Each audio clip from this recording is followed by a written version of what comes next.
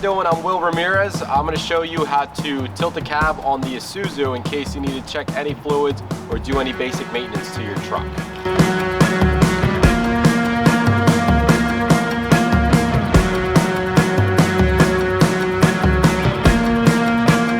So first what you want to do, there's a lever that you'll pull right here, and then you'll lift up the black one. So that will unlock the top. And there's another piece right down here with a black end on it. You'll pull that up, that unlocks it, and then you just push up on it. It has shock absorbers, so the cab does most of the work for you. Once it does come up, you'll see it locks into place right here. And then if you are doing any work underneath here, you always want to make sure you take this pin out and you lock it right into place. That way there's no way that the cab can tilt forward.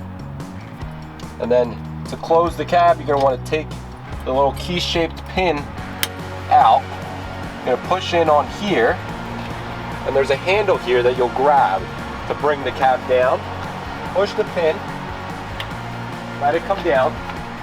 It'll come down on its own. Once it comes down, you can hear it lock into place. After that, you're going to want to push this black lever all the way back until you hear it click. That's how you know it's locked. If for some reason you don't lock it and you get in the truck, it will alert you that the cab tilt is still open.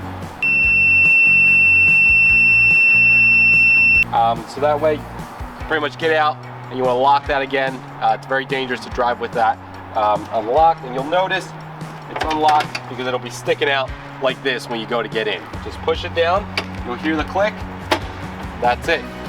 So be sure to follow us, guys, on our Facebook.